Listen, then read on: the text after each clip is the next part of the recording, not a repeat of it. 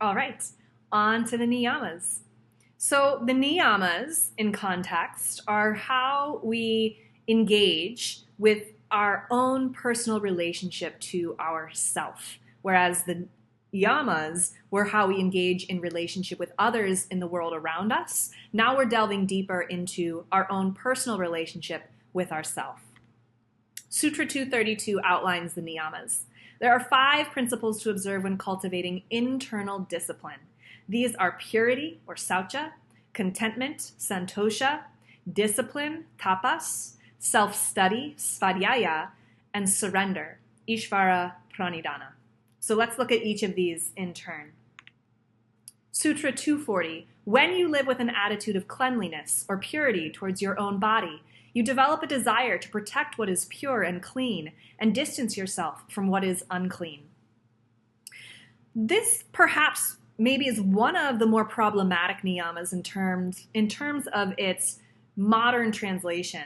We see this word purity or cleanliness, and it's often applied to hygiene, which it absolutely can be. There's no problem with that. But there's, again, more nuance here to what we mean by purity or cleanliness. The idea that I take from this is that when we live with an attitude of cleanliness or purity towards our own body, and this is very much a hatha yoga perspective, we are increasing the amount of clarity that is required for us to make that connection with universal consciousness or our true self. And so the more that we protect our body, we protect our energy, we live cleanly, not just as it applies to taking showers or brushing your teeth, but as it applies to how you treat your mind, the media and the information that you consume, the food that you consume. All of these go into consideration when we're talking about cleanliness and purity. And so really this idea of living a clean or a pure life is about protecting and sustaining a really pure energy, a prana almost, that is full of the vitality that is required to be on this path of yoga. And so this purity and this cleanliness encompasses so many of the choices that we personally make, from the food that we choose to eat, the movement that we choose to do, the breathing that we choose to do, the meditation practices that we choose to do. How we choose to live in this life is how we choose to be with our body. And we can either choose to ignore it and do nothing about it, and that's really going to cause a lot of cloudiness and injury to the body, and that can manifest in many different ways. Or we can choose to intentionally do something about it and start to make shifts in our lifestyle, in our habits, and in our routines to cultivate, maintain, and sustain that purity and that cleanliness.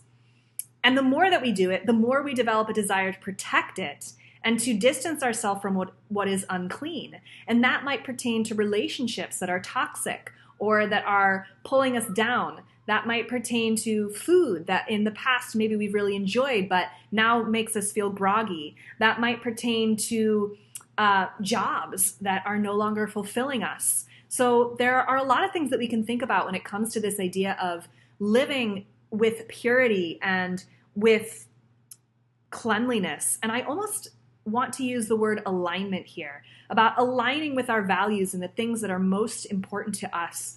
That's what this purity and this cleanliness is. How do we keep making the choices in our life that help align us with the values that are most important to us and that are most important to health and to connecting us with our true self?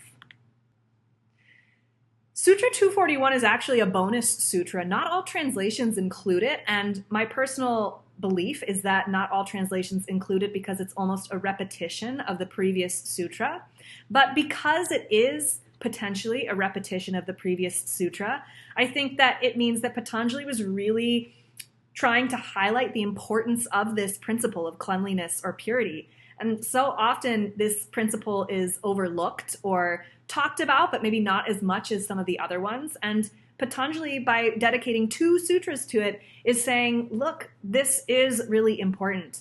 So cultivating an attitude of cleanliness or purity also leads to happiness. the ability to concentrate, a mastery of the senses, and the capability to realize your true self. So all Patanjali is really saying here is more of the same, that by cultivating this attitude of cleanliness or purity, we receive all of these other things, which helps us get that much closer to our relationship to our true self. So not only do we find that alignment in the previous sutra and we develop this desire to protect what is pure and clean, but we also receive all of these other things as we move towards this deepening our relationship with our true self.